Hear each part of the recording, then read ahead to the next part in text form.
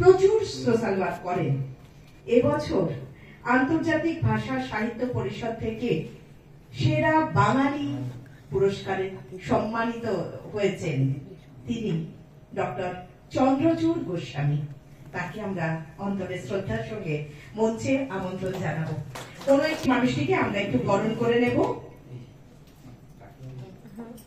আমি একটু কমলদাকে ডেকে নেব। কবি কমল দে শিকদার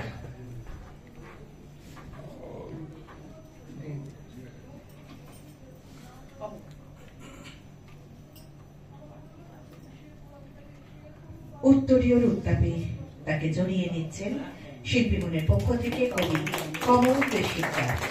গবেষক পাঠ্যসারথী গায়ন মহাশয়কে ডাকবো।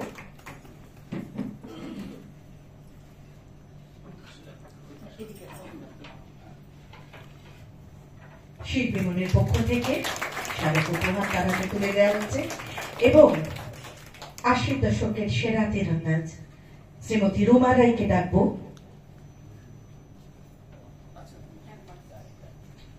তার হাতে বাংলা ভাষা আন্দোলনের গান বইটি তুলে দেওয়ার জন্য।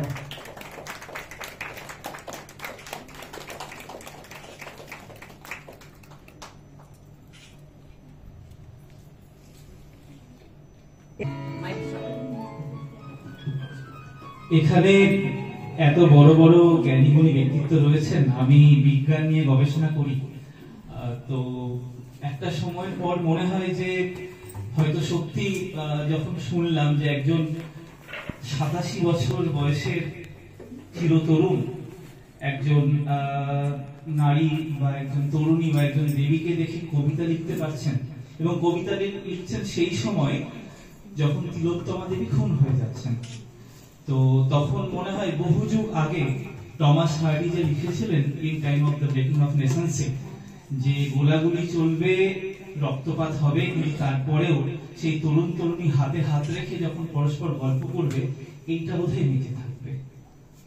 আজকে ভেবে দেখুন, এই যে আমরা গর্বিত যে আমরা ভারতীয় সংস্কৃতিতে বিলং করি। আজ থেকে প্রায় ১ লক্ষ বছর আগে Bhimbetka cave carbon dating analysis করে দেখা যাচ্ছে যে সেখানেও নৃত্যরত নারী মূর্তি রয়েছে, যন্ত্র সঙ্গীত বাজাচ্ছে পুরুষরা রয়েছে, চাকা রয়েছে, প্রকৃতি দেবীর বর্ণনা রয়েছে, ছবির মাধ্যমে সবটা।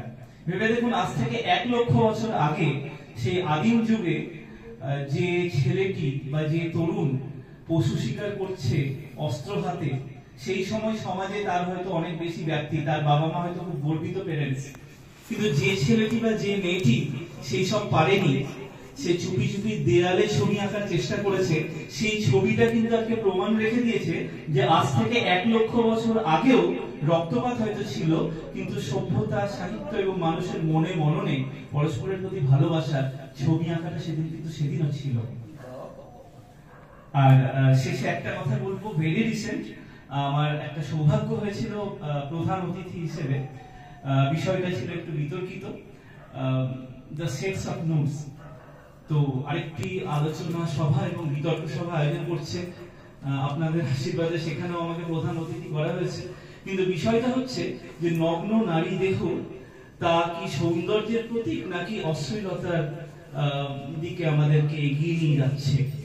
তো ভারতবর্ষের সংস্কৃতিতে একদিকে যেমন অজন্তা ইলোরা খাজুরাহোর সাথে সম্পৃক্ততা রয়েছে, আবার আরেকদিকে সভ্যতার নামে আমরা কোন দিকে এগোচ্ছি। আমার মনে হয় আমাদের কোনো দিকে সমর্থন বা তার বিরোধিতা করার আগে তার মধ্যে কি রয়েছে সেটা একটুখানি অ্যানালিসিস করতে হবে, একটু বুঝতে হবে। মানে কৃষি বিল, তার বিরোধিতা করতে গেলে যেমন কৃষি বিলটা আমাদেরকে ভালো করে পড়তে হবে। আমরা ওয়াকফ বিলের পক্ষে না বিপক্ষে আমি কোনোটাই বলছি না, কিন্তু আগে বিষয়টা জানতে হবে এবং পড়তে হবে। তো এই পড়ার ধৈর্যটা, জানার ধৈর্যটা আমাদের কমে গেছে। তো এই অস্থির যুগে যদি আবার স্থিরতায় ফিরতে হয়, ওই শিল্পী মন যেভাবে এইরকম সাংস্কৃতিক অনুষ্ঠান, একদিন তো পণ্ডিতজি খুব স্নেহ করেন, তো খুব মজা করে বলছিলেন যে চন্দ্র, এর পর বোধহয় এমন দিন আসবে যে যখন সঙ্গীত অনুষ্ঠান করতে গেলে তখন শিল্পীদেরকে বলে দিতে হবে যে অন্তত ১০০ জন শ্রোতা নিয়ে এসো, আদারওয়াইজ হল ভরানো যাচ্ছে না।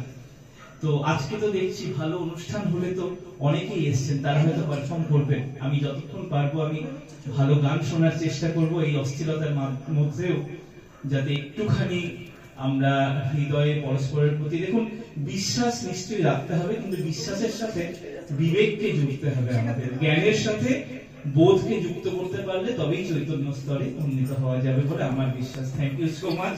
এতগুলো কথা বললাম কারণ গলাটা ভালো নেই, গান করার মতো পরিস্থিতিতে নেই। আমি চেষ্টা করছি একটুখানি গান করার।